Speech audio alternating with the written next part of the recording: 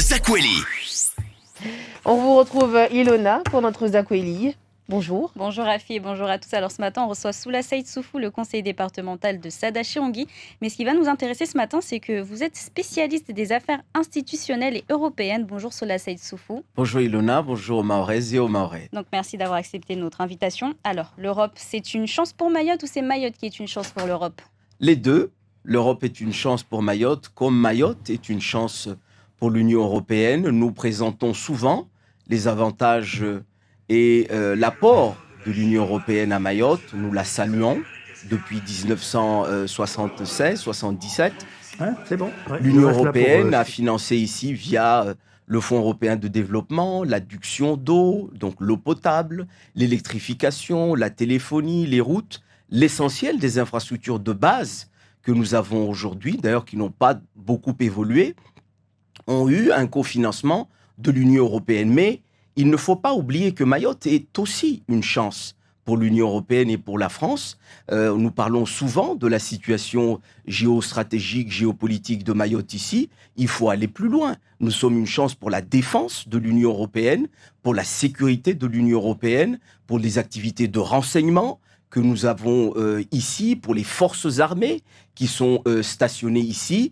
On apporte ça à l'Union européenne, nous apportons ça à la France. Il faut aussi de temps en temps dire ce que nous apportons à l'Union européenne, à la France, parce que Mayotte et les Mahorais ne sont pas des mendiants, ce sont des partenaires pour la sécurité et la défense de la France et de l'Union européenne. Les élections, c'est donc ce dimanche. Alors, quels sont réellement les enjeux pour Mayotte? Je pose la question car pour de nombreux Mahorais, c'est une élection assez très éloignée géographiquement et un peu loin des préoccupations quotidiennes. Quels sont les enjeux?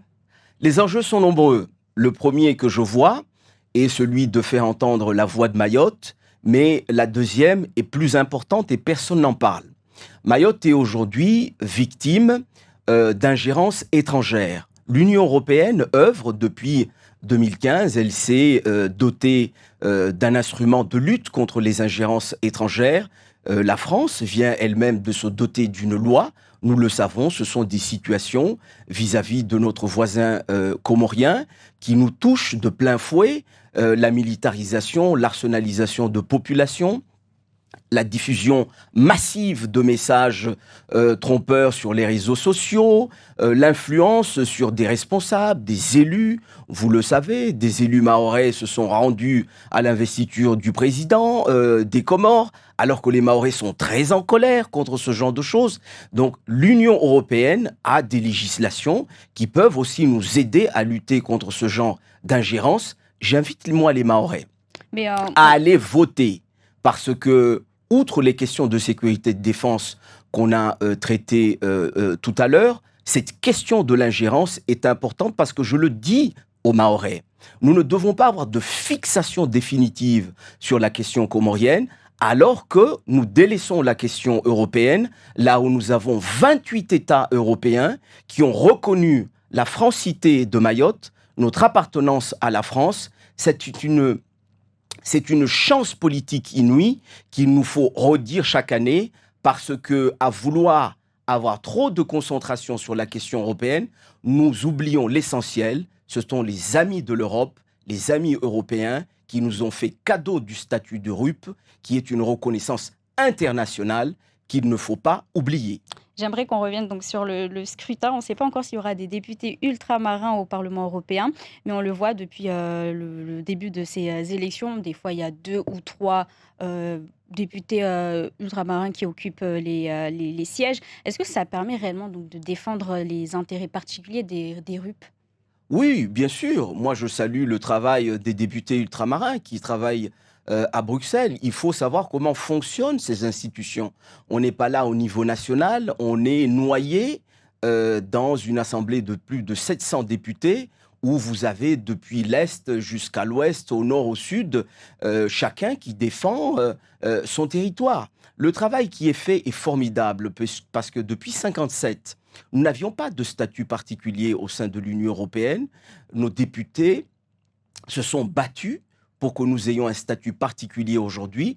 Il faut continuer à donner la chance aux ultramarins de peser scrutin après scrutin, parce que c'est un travail de longue haleine. Il ne faut pas voir ça à l'échelle d'un seul mandat. Mais le travail qui est fait est formidable. Moi, j'encourage les élus de Mayotte qui se sont portés volontaires. Et justement, on doit prendre comment le fait que d'avoir 3 candidates mahoraises à des places a priori non éligibles? On doit le prendre comment? Bien, moi, je pense qu'il faut aller plus loin. Il faut déjà saluer ce pas. Ça n'existait pas avant. Tous les élus qui se présentent là ont ma sympathie. J'espère qu'ils auront la chance de fructifier ce passage et cette présence dans cette liste, parce que nous le savons, peu ont la chance de pouvoir siéger à Bruxelles, mais j'espère qu'ils auront la chance au moins de faire passer les bons messages au niveau européen, au niveau de leur tête de liste, pour que la prochaine fois, on ne puisse pas être simplement en queue de liste comme nous le sommes actuellement. L'Union européenne, c'est aussi des financements, vous en avez un peu parlé au début de l'entretien, des financements pour rattraper le retard en matière de développement ici à Mayotte. Mais est-ce qu'on a su capitaliser depuis 2014? Moi, je pense qu'on est en train de rater quelque chose d'essentiel, qui est la vision et les infrastructures structurantes.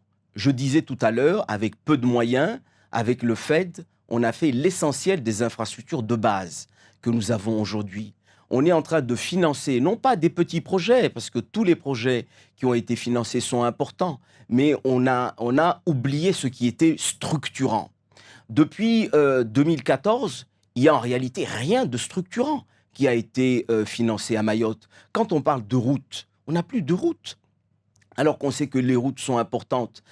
On n'a plus d'infrastructures de base, alors que ce sont des choses importantes. Les Mahorais sont en train de saper leur santé dans les embouteillages. On aurait eu une ambition de désenclaver tout le territoire de Mayotte. On a manqué d'ambition à ce niveau-là. Moi, je souhaite qu'on revienne sur des infrastructures structurantes pour faire respirer ce territoire qui a du potentiel, et les financements européens peuvent nous y aider. Alors, puisque vous parlez de route, Zamimou Hamadi, la vice-présidente du conseil départemental en charge des finances et des affaires de l'Europe, elle était l'invitée lundi et elle a déclaré que lorsque le département récupérera l'autorité de gestion des fonds européens, aujourd'hui partagée avec la préfecture, on pourra agir sur nos priorités que sont les routes, les installations sportives et culturelles.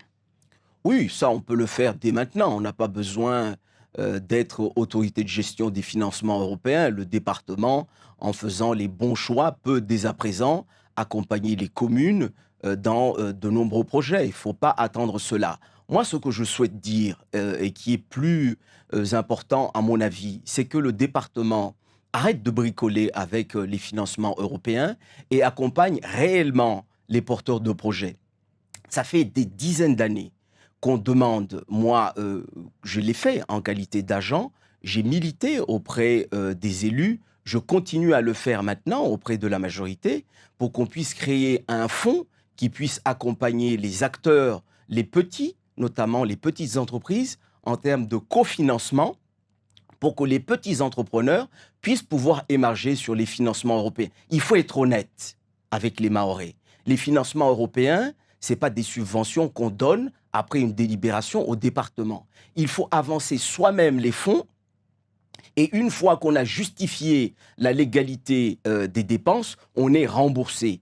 Peu de Mahorais, le président des jeunes agriculteurs était ici pour vous le rappeler en début de semaine. Il faut que le département agisse là, n'attende pas à avoir l'autorité de gestion. Maintenant, nous pouvons le faire. Créons une petite enveloppe de 5 à 10 millions d'euros. Le département même seul peut faire ça avec un budget de 400 millions, peut mettre de côté 10 millions par an pour pouvoir accompagner nos petits entrepreneurs, qui sont d'ailleurs les plus nombreux.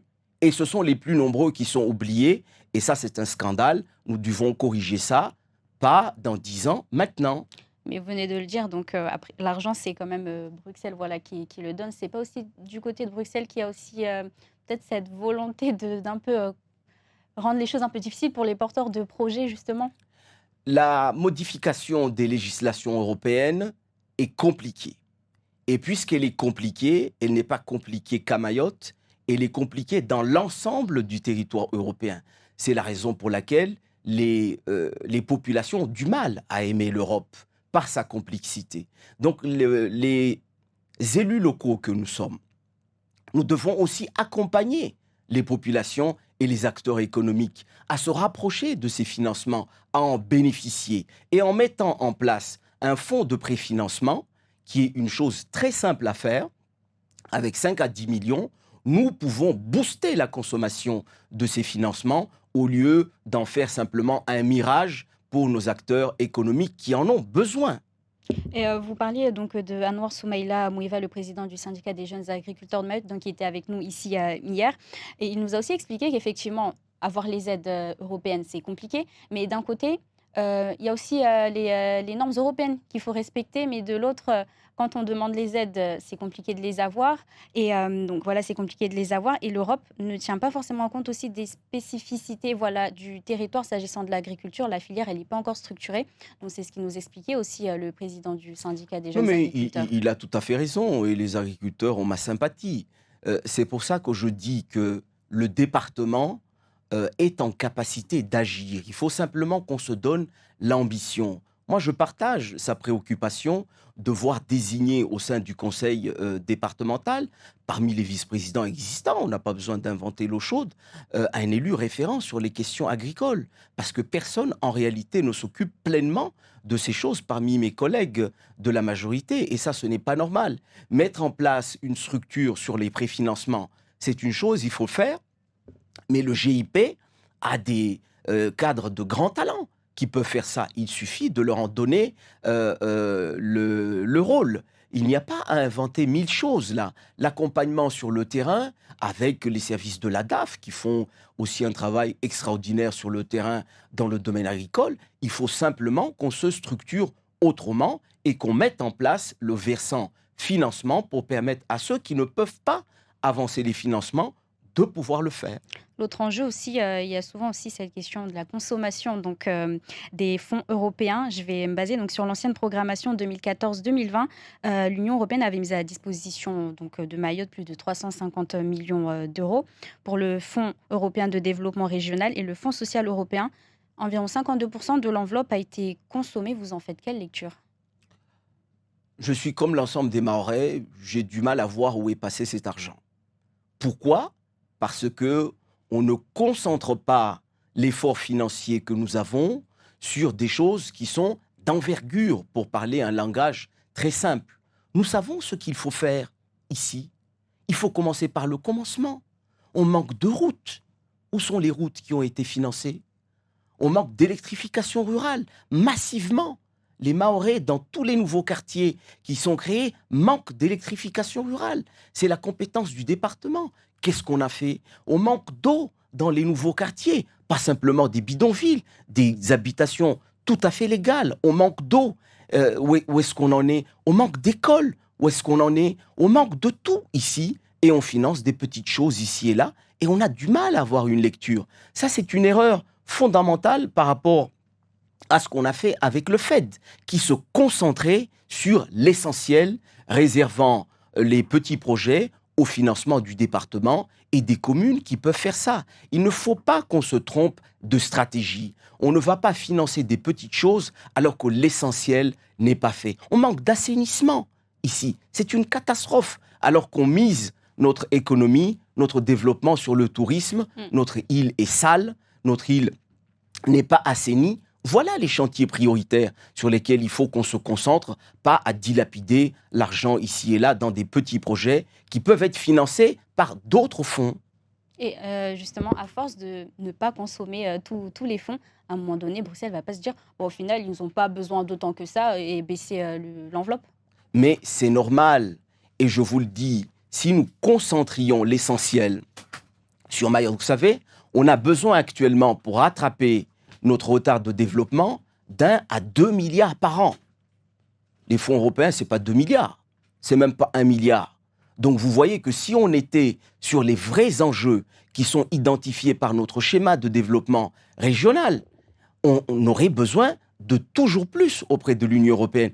Nos voisins réunionnais l'ont fait. Justement, Ils ont tellement de milliards. Non, mais où est-ce qu'ils ont concentré leur financement sur des projets structurants comme la route du littoral ? Vous croyez qu'ils ont dilapidé leur financement avec des petits projets ?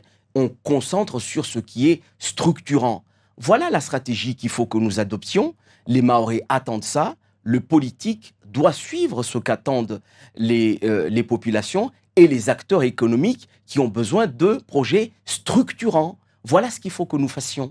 Merci beaucoup, Sola Seydsouf.